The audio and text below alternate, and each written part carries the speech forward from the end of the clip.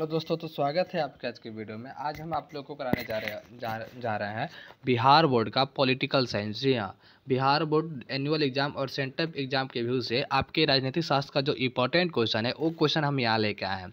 तो आप लोग का जिन लोगों का पॉलिटिकल साइंस है और जिन लोगों का पॉलिटिकल साइंस नहीं है, वो लोग जिन लोगों का पॉलिटिकल साइंस है अपने दोस्तों के पास वीडियो को शेयर कीजिए और वीडियो को लास्ट तक बने रहिए। जिनका पॉलिटिकल साइंस है वीडियो को लास्ट तक बने रहिए, क्योंकि आज का जो क्वेश्चन बाबू लेकर आए हैं ये टॉप 50 बहुत ही इंपॉर्टेंट क्वेश्चन लेकर आए हैं आप लोग के एग्जाम के व्यू से, जो कि है कि सेंटअप एग्जाम हो या फिर एनुअल एग्जाम हो, उसके व्यू से बहुत ही खास है, बहुत ही इंपॉर्टेंट है। ठीक है, तो हम शुरुआत करते हैं, लेकिन शुरुआत करने से पहले थोड़ी सी जानकारी हम आप लोग को दे देते हैं। ठीक है, ये जो जानकारी बाबू हमने अब पिछले वीडियो से मैं आप लोग को दिखा रहा हूँ कि सब्जेक्टिव का भी तैयारी करना बहुत ज़रूरी होता है। ठीक है, सब्जेक्टिव की भी तैयारी करना बहुत ज़रूरी होता है। ठीक है, तो आप लोग अगर सब्जेक्टिव की तैयारी करना चाहते हैं, ठीक है, या फिर कहीं पे कर रहे हैं तो बेटर है। ठीक ना, जो लोग तैयारी नहीं कर रहे हैं और जो लोग जो है कि कम रुपए में सारे मटेरियल्स लेके जो है कि तैयारी करना चाहते हैं, तो हम लोगों ने पैड कोर्स का शुरुआत किया। Pad course for all subjective और आर्ट्स ऑल सब्जेक्ट एग्जाम 2022। ठीक है, एग्जाम के लिए आपके लिए व्हाट्सअप करना पड़ेगा 7369973124 पर। ठीक है, सभी विषयों की तैयारी और पीडीएफ बिल्कुल फ्री में आप लोगों को प्रोवाइड की जा रही है। ठीक है, मात्र 499 रुपये में ये पेड कोर्स लिया जा रहा है। ठीक है, अगर बहुत अच्छे से पढ़ाई करते हैं तो बहुत अच्छा रैंक जो है कि ला सकते हैं। ठीक है, तो आप लोग देर मत कीजिए। ठीक है, जल्दी से व्हाट्सअप कीजिए इस नंबर पर। ठीक है, व्हाट्सअप कीजिए और कॉल्स कीजिए इस नंबर पर, और जो है कि पेड कोर्स लीजिए और अपना पढ़ाई शुरुआत कीजिए। ठीक ना, कुछ लड़के कल पूछ रहे कि सर पेड कोर्स का लास्ट डेट कब तक है। ठीक है, लास्ट डेट कब तक है, तो देखिए लास्ट डेट के चक्कर मत पड़िए। आप जहाँ से पढ़ाई शुरू कीजिए, जब से पढ़ाई शुरू की, हालांकि पढ़ाई तो शुरुआत है, तो आप आगे ज्वाइन कर सकते हैं, आप आगे पढ़ाई ओपन कर सकते हैं अपना। ठीक है, गूगल मीट पे पढ़ाई होगा। ठीक है, तो बहुत ही बढ़िया आप लोगों को। हम आगे बढ़ते हैं, क्वेश्चन पे आते हैं पॉलिटिकल साइंस का। पॉलिटिकल साइंस के फर्स्ट क्वेश्चन पे हम देखते हैं, ऑब्जेक्टिव के फर्स्ट क्वेश्चन पे देखते हैं कि अवशिष्ट विषयों पर कानून बनाने का अधिकार है। मतलब कि कहने का अधिकार है कि अवशिष्ट विषय, जो विषय बच चुका है, उस विषय पर कानून बनाने का अधिकार किसे है। तो बाबू उस विषय पर कानून बनाने का अधिकार केंद्र के पास है। किसके पास? केंद्र के पास है। क्या है कि आपके देश के संविधान के अनुसार कुछ विषयों पर राज्य जो है कि कानून बनाती है, कुछ विषयों पर केंद्र कानून बनाती है, और कुछ विषयों पर केंद्र और राज्य दोनों बनाती है। लेकिन जो विषय बच जाता है, जो विषय केंद्र के अंडर में नहीं आता है, जो विषय राज्य के अंडर में नहीं आता है, वो विषय को पर कौन बनाता है? केंद्र विषय बनाता है। तो केंद्र के पास उसकी शक्ति है। तो वही कहा जाए कि अवशिष्ट विषयों पर कानून बनाने का अधिकार किसे है? तो वो है केंद्र के पास है। तो क्या हो जाएगा? Option C will be answer. ठीक है, option C will be answer हो जाएगा। ठीक है, अगला क्वेश्चन देखते हैं। ठीक है, 2 नंबर क्वेश्चन है कि प्रथम गुट निरपेक्ष सम्मेलन के अध्यक्ष कौन थे। ठीक ना, प्रथम गुट निरपेक्ष सम्मेलन के अध्यक्ष कौन थे? तो वो प्रथम गुट निरपेक्ष सम्मेलन के अध्यक्ष जवाहरलाल नेहरू थे। ठीक है, कौन थे? जवाहरलाल नेहरू थे। अगर हम प्रथम गुट निरपेक्ष आंदोलन की बात करते हैं तो यह 1961 में हुआ था। ठीक है, कहाँ हुआ था? 1961 ईस्वी में हुआ था, और यह बेलग्रेड में हुआ था। कहाँ पे हुआ था? बेलग्रेड में। तो यहाँ पे बाबू आपको 3 क्वेश्चन जो है कि क्लियर हो गया ऑब्जेक्टिव का। पहला कि प्रथम गुट निरपेक्ष सम्मेलन का अध्यक्ष कौन थे? तो वो थे पंडित जवाहरलाल नेहरू। ठीक है, दूसरा कि कब हुआ था? तो 1961 ईस्वी में। कहाँ हुआ था? बेलग्रेड में हुआ था। ठीक है, बहुत बढ़िया। आगे क्वेश्चन पे ध्यान देते हैं कि कानून का समान संरक्षण शब्दावली कहाँ से लिया गया है। ठीक है, कानून का समान संरक्षण शब्दावली कहाँ से लिया गया है? तो 3 का वो हो जाएगा अमेरिका से। कहाँ से? अमेरिका से लिया गया है। कानून का समान संरक्षण, ये जो शब्दावली लिया गया आपके देश में, आपको पता है ना कि आपके देश का जो संविधान है वो कई देशों के संविधान को मिला के बना हुआ है। ठीक है, तो 3 का क्या हो जाएगा? 3 का ए विल बी आंसर हो जाएगा। ठीक है, ए विल बी आंसर। 4 नंबर पे ध्यान देते हैं। 4 नंबर बहुत इंपॉर्टेंट क्वेश्चन है, ये आपके कॉन्स्टिट्यूशनल से है। ठीक है, आपके संविधान से लिया गया क्वेश्चन है, जो कि आर्टिकल वगैरह है ना, वहाँ से लिया गया क्वेश्चन है कि भारत के संविधान के किस अनुच्छेद के अधीन भारत के राष्ट्रपति पर महाभियोग चलाया जा सकता है। सबसे पहले तो समझिए कि महाभियोग क्या होता है। महाभियोग का मतलब होता है कि उनके ऊपर महाभियोग चला के उनके ऊपर आरोपित दर्ज करके क्या किया जाए कि उनको पद से हटा दिया जाए। मतलब कि आपके देश के जो राष्ट्रपति है उनके ऊपर कुछ कलंक लगा के उनको पद से हटा दिया जाए, उसे ही महाभियोग कहते हैं। ठीक है, तो उसका जो है कि विशेषण आपके संविधान में अनुच्छेद 61 में है। किसमें? अनुच्छेद 61 में है। तो क्या हो जाएगा? 4 का हो जाएगा, डी विल बी आंसर। ठीक है, जैसे कि आप लोग हाल फिलहाल में सुने होंगे कि डोनाल्ड ट्रंप पे जो है कि महाभियोग चलाने की बात चल रही थी पिछले साल में, ठीक ना।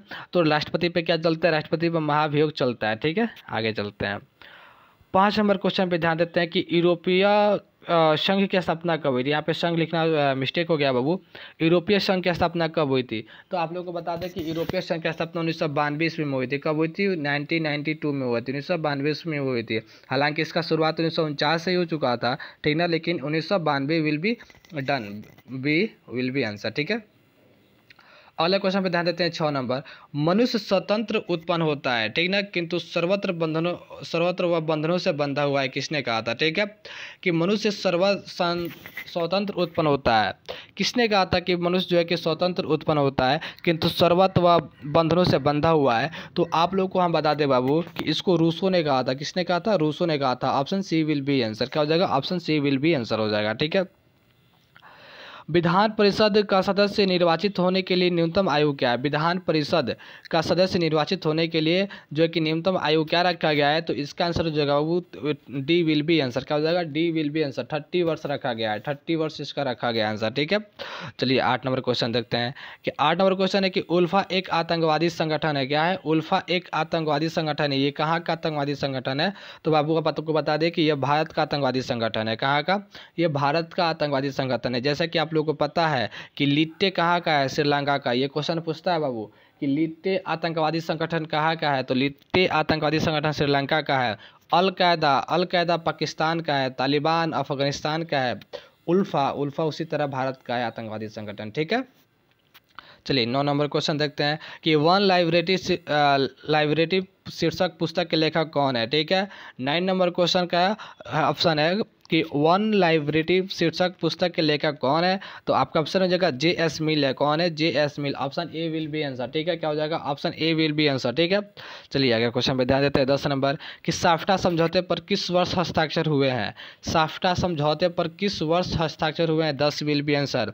तो 10 का हो जाएगा ए, 2004 में हुआ था, ठीक ना। साफ्टा समझौते पर कब हुआ था, 2004 में हुआ था, ठीक है, 2004 में हुआ था। तो option A will be answer, ठीक है। चलिए 11 नंबर क्वेश्चन पे ध्यान देते हैं कि संविधान निर्मात्री सभा के प्रारूप समिति के अध्यक्ष किसे चुना गया। याद रखिएगा वो प्रारूप समिति के अध्यक्ष और अस्थायी अध्यक्ष, यहाँ बच्चे फंस जाते हैं, ठीक है। तो संविधान निर्मात्री सभा में जो कि प्रारूप समिति के अध्यक्ष किसे चुना गया था, तो वो थे डॉक्टर भीमराव अम्बेडकर। कौन थे, डॉक्टर भीमराव अम्बेडकर थे जिन्हें प्रारूप समिति के अध्यक्ष चुना गया था, ठीक ना। और अस्थायी अध्यक्ष डॉक्टर राजेंद्र प्रसाद को चुना गया था। अस्थायी अध्यक्ष डॉक्टर राजेंद्र प्रसाद को चुना गया था, ठीक है। चलिए 12 नंबर क्वेश्चन देखते हैं कि भारत में किस आधार पर नागरिकता प्राप्त की जाती है, ठीक ना। भारत में किस आधार पर नागरिकता प्राप्त की जाती है, मतलब कि आपके पास क्या रहना चाहिए तो आप भारत में नागरिकता प्राप्त कर लेंगे, ठीक है। एक निश्चित नवास, सरकारी सेवा, विवाह, इनमें से सभी। तो बाबू हम बता दें कि एक निश्चित आवास अगर रहेगा आपके पास तो आप भारत में नागरिकता प्राप्त कर सकते हैं। एक निश्चित निवास रहेगा तो आप जो है कि भारत में नागरिकता प्राप्त कर सकते हैं, ठीक है। क्या हो जाएगा, 12 का ए विल बी आंसर, ठीक है। चलिए आगे चलते हैं। बलवंत राय मेहता समिति प्रतिवेदन में पंचायत राज संस्थाओं को कितने स्तरों पर कार्य करने का सुझाव दिया गया है, ठीक ना। कितने कार्य पर सुझाव बलवंत राय मेहता के प्रतिवेदन में जो कि पंचायत राज संस्थाओं को कितने स्तरों पर काम करने का सुझाव दिया गया है। तो बाबू त्रिस्तरीय पर दिया गया है। कितने, त्रिस्तरीय पे। Option C will be answer, ठीक है। चलिए अगले क्वेश्चन में ध्यान देते हैं, ठीक है। निम्नलिखित में से कौन संयुक्त राष्ट्र संघ का अंग नहीं है। यूएनओ का अंग नहीं है, तो हमको लगता है कि यूएनओ का अंग हो जाएगा 14 का, शायद डी हो जाएगा। यूनिसेफ नहीं है, ठीक ना। निम्नलिखित में से कौन संयुक्त राष्ट्र संघ का अंग नहीं है, तो ये हो जाएगा यूनिसेफ हो जाएगा। बाबू अगर आप लोगों का पॉलिटिकल साइंस नहीं है तो आप लोग क्या कीजिए कि अपने दोस्तों के पास शेयर कीजिए ताकि उनको लाभ पहुंचे, ठीक है। जिनका पॉलिटिकल साइंस है उनको लाभ पहुंचे। और आप लोग से निवेदन है कि जो नए स्टूडेंट हैं, ठीक है। एक्चुअली क्या होता है कि कुछ बच्चे कॉल करके बोलते हैं कि सर आपका वीडियो जो है कि हम देखे बहुत अच्छा लगा, क्वेश्चन सब मैच कर रहा था, लेकिन वो हमको कैसे मिलेगा, तो जो लोग नए लोग हैं उनको एक बार हम बता देते हैं कि आप चैनल को सब्सक्राइब कीजिए। जहाँ लाल रंग से लिखा होगा, रेड कलर से सब्सक्राइब लिखा होगा, उसको सब्सक्राइब कीजिए और बेल आइकन को क्लिक कर दीजिए, ठीक ना। जैसे क्या होगा कि आपके पास जब भी हमारा वीडियो जाएगा तो आपके पास हमारा वीडियो पहुंच जाएगा, ठीक है। जैसे कल एक लड़का मेरे पास कॉल करके बोला कि सर आपका वीडियो हमने देखा बहुत अच्छा लगा, वहीं से हमने आपका नंबर लिया, लेकिन उसके बाद से हम वो वीडियो हमें डेली चाहिए। तो हम क्या करें, हमने फिर उसको पूरा समझाया कि आप चैनल को सब्सक्राइब कर दीजिए, बेल आइकन को क्लिक कर दीजिए, आपके पास चला जाएगा। ठीक है, तो चलिए अगला क्वेश्चन पे ध्यान देते हैं। 14 नंबर वो क्या हो गया कि निम्नलिखित में से कौन संयुक्त राष्ट्र संघ का अंग नहीं है? तो क्या हो जाएगा, 14 का डी हो जाएगा, यूनिसेफ नहीं है। ठीक है, चलिए भारत 15 नंबर क्वेश्चन देखते हैं कि भारत की संविधान सभा का गठन किस योजना के आधार पर हुआ? ठीक ना, भारत की संविधान सभा का गठन किस योजना के आधार पर हुआ था? तो भारत के संविधान सभा का जो गठन है बाबू, वो माउंटबेटन योजना के आधार पर हुआ था। किसके? माउंटबेटन योजना के आधार पर हुआ था। ठीक है, 15 का option B will be answer. ठीक है, चलिए भारत में वैश्विक मताधिकार प्राप्त करने की न्यूनतम आयु क्या है? ठीक ना, भारत में वैश्विक मताधिकार प्राप्त करने की न्यूनतम आयु क्या है? तो हमको लगता है कि 16 का हो जाएगा, A will be answer. 18 will be answer. ठीक ना, मतलब जो 18 साल के हो गए हैं वो मताधिकार दे सकते हैं, वो मत प्राप्त जो कि मत दे सकते हैं, अपना वोट दे सकते हैं। ठीक है, जो कि अभी पंचायती राज चुनाव बहुत ज़ोर शोर से चल रहा है पूरे गाँव में, पूरे पंचायत में। तो आप लोग भी अगर किसी पंचायत वगैरह से जुड़े हुए हैं, किसी गाँव से हैं, तो फिर दीजिए वो वोट। क्या दिक्कत है? ठीक है, किसी के नाम पे कोई भी तो वोट दे सकता है गांव में। ठीक ना, चलिए आते हैं 17 नंबर पे देखते हैं। 73 नंबर क्वेश्चन पे ध्यान दीजिएगा, सॉरी 17 नंबर क्वेश्चन में ध्यान दीजिएगा कि 73वें संविधान संशोधन के अनुसार 11वीं अनुसूची में पंचायती राज संस्थाओं को कितने विषयों को सौंपे गए हैं? देखिए क्या है कि पंचायती राज विषयों को कुछ विषय सौंपे गए थे। ठीक ना, तो 11वीं अनुसूची में पंचायती राज विषयों को कितने विषय सौंपे गए हैं? तो 17 का हो जाएगा, डी विल बी आंसर। 29 विषय जो कि सौंपा गया है। कितने? 29 विषय। बाबू ये सारे क्वेश्चन इंपॉर्टेंट है। आप लोग ये मत सोचिएगा कि सर 11 का क्वेश्चन करा रहे हैं, 11 का नहीं करा रहे हैं। कभी पॉलिटिकल साइंस का मॉडल सेट या फिर आप उठा के देखिएगा गेस्ट पेपर का, या फिर कोई भी आप मॉडल सेट या प्रीवियस ईयर का क्वेश्चन उठा के देखिएगा, तो उसमें हम सबको लगता है कि 5-10 क्वेश्चन तो 11 क्लास का ही रहता है, अनुच्छेद से रहता है। ठीक है, तो कहीं ना कहीं सब कुछ कराना ज़रूरी होता है। ठीक है, जैसे 12th का आप टोटल ज्योग्राफी पढ़ लिया, पॉलिटिकल पढ़ लीजिए, तो आर्टिकल के बारे में बताया ही नहीं है। 11th के पॉलिटिकल में आर्टिकल के बारे में बताया है, लेकिन फिर भी आर्टिकल से क्वेश्चन दे देता है। तो कहीं ना कहीं हमें सब कुछ जानकारी लेके चलना ही पड़ेगा। ठीक है, 18 नंबर क्वेश्चन देखते हैं कि भारतीय नागरिकों को कितने मौलिक अधिकार प्राप्त हैं? भारतीय नागरिकों को कितने मौलिक अधिकार प्राप्त हैं? तो 18 का बाबू हो जाएगा, 18 का सी हो जाएगा। हमें 6 मौलिक अधिकार प्राप्त है। क्या है? 6 मौलिक अधिकार प्राप्त है। मौलिक अधिकार का मतलब होता है, वो इसको इंग्लिश में बोलते हैं राइट फंडामेंटल। ठीक ना, मौलिक अधिकार का मतलब होता है कि ये अधिकार जो सरकार भी आपसे नहीं छीन सकती है। कौन? सरकार भी आपसे नहीं छीन सकती है। अगर सरकार कोई नियम लागू करती है और उस नियम के चलते आपकी मौलिक अधिकार का हनन हो रहा है, तो सरकार को उस नियम को रोकना पड़ जाएगा, सरकार उस नियम को बंद कर देगी। ठीक है, सरकार कोई भी कानून लेके आ रही है, उस कानून से अगर आपके मौलिक अधिकार का हनन हो रहा है, तो आप सरकार के ऊपर रिपोर्ट कर सकते हैं। सरकार उसको वापस लेगी तो लेगी, निश्चित लेगी। ठीक है, तो जो लोग पॉलिटिकल साइंस पढ़ लेते हैं, सरकार के तब पर बहुत सख्त रहते हैं। ठीक है, आइए 19 नंबर क्वेश्चन पर ध्यान देते हैं। ठीक है, कि भारत के राष्ट्रपति की स्थिति तुलनात्मक दृष्टि से निम्नलिखित से किसके समान है? ठीक ना, 19 नंबर क्वेश्चन कर रहा है बाबू कि भारत की जो राष्ट्रपति की जो स्थिति है, अभी हमारी जो राष्ट्रपति का स्थिति है, वो अगर तुलनात्मक किया जाए, तुलनात्मक दृष्टि से, तो किसके समान है? ठीक ना, किसके जैसा है? अमेरिका के राष्ट्रपति के जैसा है, कि ब्रिटिश के महारानी जैसा है, कि कनाडा के गवर्नर जनरल जैसा, कि या पूर्व सोवियत संघ के राष्ट्रपति के जैसा है? ठीक ना, जैसे हमारा राष्ट्रपति क्या करते हैं, हमारे राष्ट्रपति मात्र नाम के राष्ट्रपति हैं। ठीक ना, सारे काम प्रधानमंत्री करते हैं। ऐसे हंसने की बात नहीं है बाबू कि सारे मोदी जी अपने मन से करते हैं, ऐसा कोई चीज़ नहीं है। आपके संविधान में खुद लिखा हुआ है कि राष्ट्रपति बस नाम का है, सारा कार्यभार प्रधानमंत्री संभालेगा, तो इसलिए सारे काम प्रधानमंत्री मोदी जी संभालते हैं। ठीक है, ठीक है, लेकिन ये कुछ ज़्यादा ही संभाल देते हैं, ये मोदी जी बहुत कुछ ज़्यादा ही संभाल देते हैं। 19 का आंसर देखिएगा, 19 का हो जाएगा 20, बी विल बी आंसर। क्या हो जाएगा? B will be answer. British महारानी के अनुसार, किसके अनुसार? ब्रिटिश महारानी के अनुसार हमारा जो राष्ट्रपति है वो है, मतलब कि नाम मात्र का, सारा काम कौन करेगा? तो प्रधानमंत्री करेंगे। ठीक है, चलिए आते हैं, अगर हम अमेरिका की बात करते हैं, तो अमेरिका में राष्ट्रपति सब कुछ होता है। जैसे अभी कौन है? जो बाइडेन है वहाँ के राष्ट्रपति। तो जो निर्णय लेना होगा, जो करना होगा, जो बाइडेन ही करेंगे। लेकिन हमारे यहाँ अगर पाकिस्तान से वार करना होगा, तो राष्ट्रपति जी कुछ नहीं कर सकते हैं। राष्ट्रपति जी बस अनुमति दे सकते हैं, बाकी अटैक करवाना, पिटवाना ये मोदी जी के हाथ में है। ठीक है, आइए 20 नंबर क्वेश्चन पे ध्यान देते हैं कि भारत नागरिकता अधिनियम कब पारित किया गया, ठीक ना। भारत में नागरिकता अधिनियम कब पारित किया गया, ठीक ना। तब 20 का हो जाएगा सी विल बी आंसर बाबू, ठीक ना। 1955 ईस्वी में नागरिकता अधिनियम पारित किया गया था, जिसमें कुछ संशोधन भी किए गए थे कि कैसे आपको देश में नागरिकता मिल जाएगी, ठीक है। चलिए 21 नंबर क्वेश्चन में ध्यान दीजिए कि निम्नलिखित में से कौन एक न्याय का प्रकार है, ठीक ना। निम्नलिखित में से कौन एक न्याय का प्रकार है, ठीक ना। 21 नंबर क्वेश्चन तो हो जाएगा कानूनी भी एक न्याय का प्रकार है, राजनीतिक न्याय भी एक न्याय का प्रकार है, आर्थिक न्याय भी एक न्याय का प्रकार है। तो जब तीनों कंडीशन यहाँ पे फॉलो कर रहा है तो हमारा क्या हो जाएगा, डी विल बी आंसर हो जाएगा। क्या हो जाएगा, डी विल बी आंसर, इनमें से सभी हो जाएगा, ठीक है। बहुत बढ़िया। 22 नंबर क्वेश्चन पे ध्यान दीजिएगा कि निम्नलिखित में से कौन एक राज्य का तत्व नहीं है, ठीक ना। निम्नलिखित में से कौन एक राज्य का तत्व नहीं है, तो हमको लगता है कि इसमें से राज्य का जो है कि तत्व इसमें से राजनीतिक दल जो है कि नहीं है। कौन है, राजनीतिक दल जो है कि राज्य का एक तत्व नहीं है, ठीक है। क्या हो जाएगा 22 का डी विल बी आंसर, ठीक है। चलिए अगले क्वेश्चन पे ध्यान देते हैं बाबू, ठीक ना। आप लोग वीडियो को लाइक कीजिए, सब्सक्राइब कीजिए, ठीक ना, दोस्तों के पास शेयर कीजिए। ये क्वेश्चन देखिएगा कि लोक लेखा समिति में होते हैं, लोक लेखा समिति में होते हैं, ठीक ना। क्वेश्चन नंबर 23 है कि लोक लेखा समिति में होते हैं, ठीक है, केवल लोकसभा के सदस्य, केवल राज्यसभा के सदस्य, 15 सदस्य लोकसभा के तथा 7 सदस्य राज्यसभा के। तो आपका बता दे बाबू आंसर कि हम 23 का सी विल बी आंसर हो जाएगा। क्या हो जाएगा, सी विल बी आंसर। 15 सदस्य लोकसभा से रहते हैं, 7 सदस्य राज्यसभा से रहते हैं लोक लेखा समिति में, ठीक है। चलिए अगला क्वेश्चन पे देखते हैं। किस कमेटी के रिपोर्ट पर भारत सरकार ने पर्यावरण विभाग की स्थापना किया था।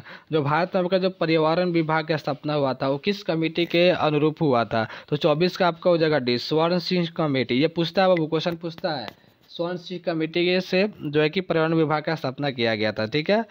25 नंबर क्वेश्चन पे ध्यान दीजिएगा कि दक्षेश का मुख्यालय कहाँ है, ठीक ना। 25 का क्वेश्चन देखिएगा कि दक्षेश का मुख्यालय कहाँ है। दक्षेश का कहने का यह मतलब कि सार्क का मुख्यालय कहाँ है, तो यह वो है कि काठमांडू में। कहाँ है, काठमांडू में, जो कि नेपाल की राजधानी है। Option D will be answer, ठीक है। तो जितने बच्चों को पता है आप कमेंट बॉक्स में उत्तर जरूर दीजिए, ठीक है। तो 26 नंबर क्वेश्चन पे ध्यान देते हैं कि निम्नलिखित में से कौन सा मौलिक अधिकार नहीं है। हमने बताया ना आप लोगों को कि भारत में लोगों को 6 प्रकार के मौलिक अधिकार मिले हुए हैं, तो इनमें से कौन सा एक मौलिक अधिकार नहीं है। देखिए नीचे क्वेश्चन दिया है, तो देखिए संपत्ति का जो अधिकार है, option D will be answer, यहीं से दिखाई दे रहा है, ठीक है। संपत्ति का अधिकार ये मौलिक अधिकार नहीं है, मतलब कि आप अपने पास संपत्ति का अधिकार को अपना अधिकार नहीं मान सकते हैं, ठीक है। आप अपने पास जो भी संपत्ति है उस संपत्ति पर अपना अधिकार नहीं मान सकते हैं, क्योंकि जब तक आपका है तब तक आप ही आपका है, बाद में सरकार उसको ले लेती है। जैसे देखते हैं ना खेत वगैरह कुल क्या होता है, खेत वगैरह सब सरकार का होता है, बस आपका रजिस्ट्रेशन पे बस नाम होता है कि हाँ फलाना आदमी का, बाकी सब काम किसके, सरकार के पास होती है, ठीक है।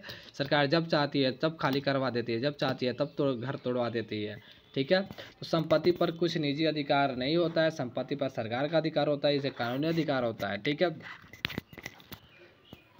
चलिए 27 नंबर क्वेश्चन पे ध्यान देते हैं कि अंतर्राष्ट्रीय अणु ऊर्जा विकिरण की स्थापना कब हुई थी, ठीक है। अंतर्राष्ट्रीय अणु ऊर्जा विकिरण की स्थापना कब हुई थी, ये 27 का क्वेश्चन है। तो वो भी 1957 में हुआ था। कब हुआ था, 1957 में हुआ था, ठीक है।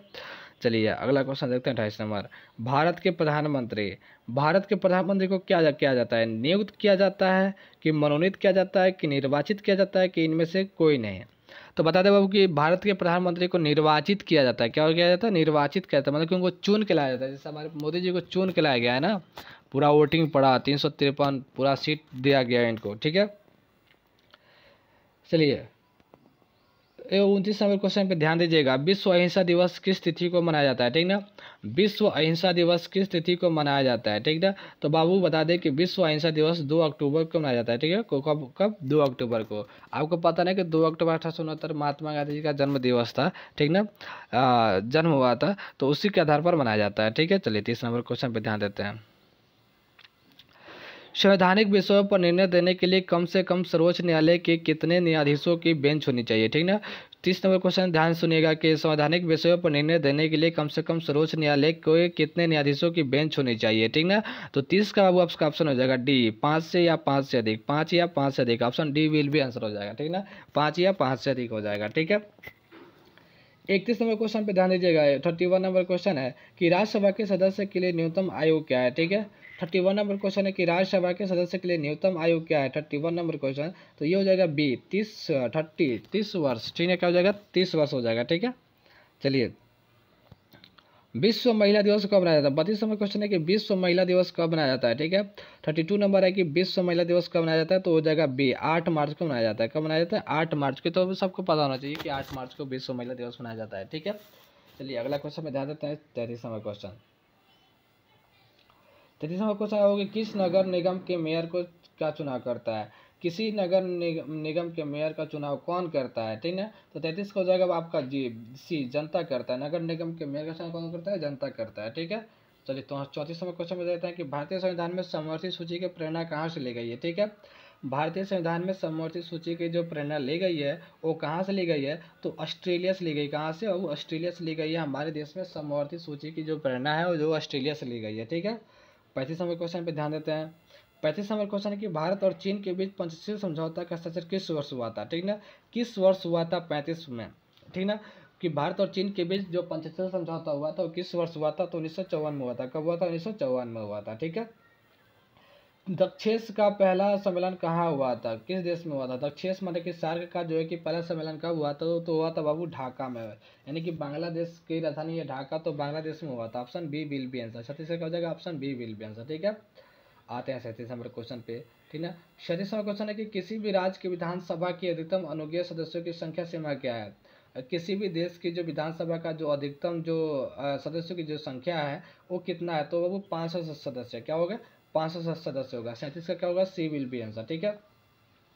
शार्क में कितने देश जुड़े हुए हैं? शार्क में कितने देश जुड़े हुए हैं? दक्षिण में कितने देश है? तो 38 का हो जाएगा डी, 8 देश है। कितने हैं? 8 देश हैं। Option D will be answer, ठीक है। चलिए 39 नंबर क्वेश्चन पे ध्यान देते हैं कि संविधान का कौन सा अनुच्छेद संसद को राज्य सूची के किसी विषय पर विधान बनाने की शक्ति देता है? मतलब कि संविधान का वो कौन सा अनुच्छेद है जो संसद को राज्य की सूची के विषय पर जो है कि संविधान बनाने का अनुमति देता है? तो वो है 29 का डी, अनुच्छेद 249, ठीक है। याद रखिएगा अनुच्छेद 249 है। 40 नंबर क्वेश्चन ध्यान दीजिएगा कि किसने द्विराष्ट्र सिद्धांत का प्रतिपादन किया? तो मोहम्मद जिन्ना ही था। कौन था?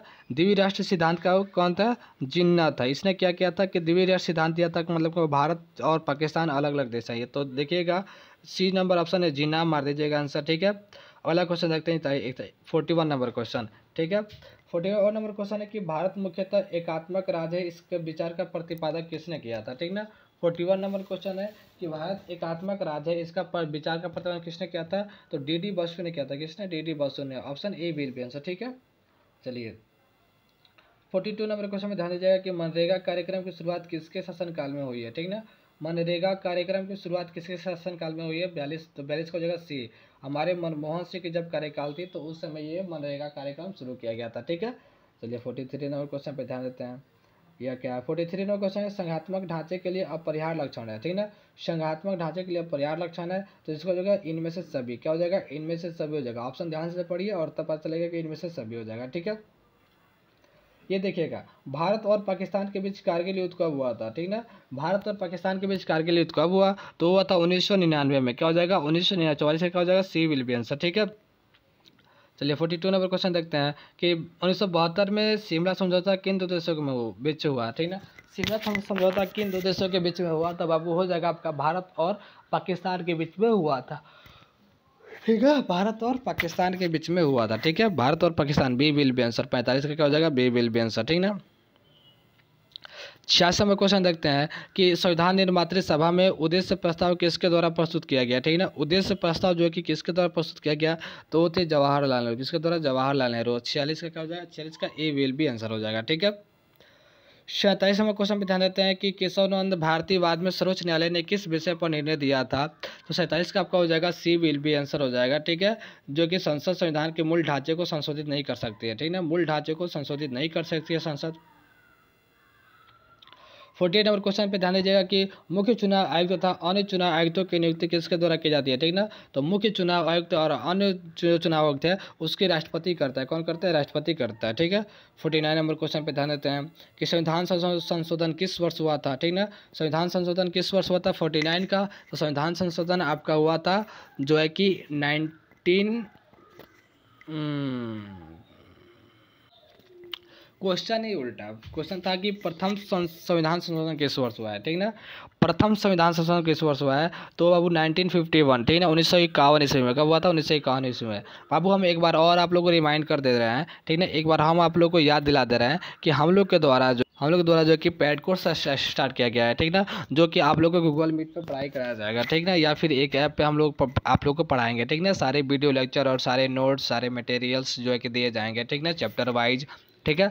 तो अगर जो लड़के सब्जेक्टिव और ऑब्जेक्टिव सबका तैयारी मैंने बढ़िया विद्युत रूप से करना चाहते हैं, सब्जेक्टिव का भी, तो वो लोग यहाँ पे व्हाट्सएप कर सकते हैं और मतलब कि सभी PDF बिल्कुल मिलेगा मात्र 499 में।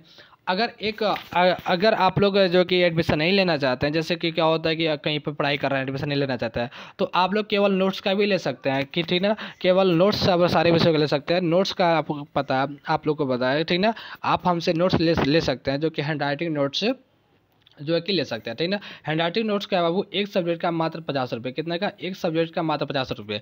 तो आप लोग हैंड राइटिंग नोट्स सब्जेक्टिव का हमसे ले सकते हैं, जो कि एक सब्जेक्ट का मात्र 50 रुपये। हम आपको सारे विषयों का जो है कि प्रोवाइड कर सकते हैं मात्र 200 रुपये में, ठीक है। तो आप लोग ले सकते हैं। Thank you so much. तो ये व्हाट्सअप कीजिए इस नंबर पर और लाभ उठाइए। चलिए आते हैं, वो ध्यान देते हैं 50 नंबर। 50 नंबर क्वेश्चन देखते हैं कि लोकसभा की अधिकतम सदस्य संख्या क्या है, ठीक ना। लोकसभा की जो अधिकतम सदस्य संख्या हो गया है 50, तो 50 को जगह ए विल बी 552 हो सकती है। कितना, 552 हो सकती है, ठीक ना। तो option A will be answer. तो अब हमने अपने को पॉलिटिकल साइंस में टॉप 50 क्वेश्चन करा लिया। टॉप 50 क्वेश्चन में हमने आप लोग को ध्यान दे दिया, ठीक है। अब आप लोग एक काम बनता है कि इसको अच्छे से पढ़ना, अच्छे से रिवाइज करना, सब्जेक्टिव पर भी ध्यान देना। तो सब्जेक्टिव के लिए हमने बताया आप लोग को कि आप लोगों के लिए पैड कोर्स रखा गया है, जो कि बहुत ही इंपॉर्टेंट है, ठीक ना। पैड कोर्स रखा गया है, जिस पैड कोर्स का जो है एडमिशन चार्ज है 499 रुपये। तो अगर आप लोग पैड कोर्स लेना चाहते हैं तो ठीक है। अगर पैड कोर्स नहीं लेना चाहते हैं, कहीं कोचिंग कर रहे हैं आप लोग, तो आप लोग हमसे नोट्स ले सकते हैं, ठीक ना। नोट्स ले सकते हैं, जो कि हैंड राइटिंग नोट्स है, ठीक ना। हैंड राइटिंग नोट्स पर सब्जेक्ट का 50 रुपये है, ठीक ना। एक सब्जेक्ट का 50 रुपये है, जो ठीक है, जो कि आप लोग हमसे ले सकते हैं, ठीक ना। तो अगर आप लोग ना चाहते हैं तो 7369973124 पे मैसेज कीजिए और नोट्स, ठीक ना, या फिर पैड कोर्स के लिए संपर्क करें, ठीक है। Thank you so much guys.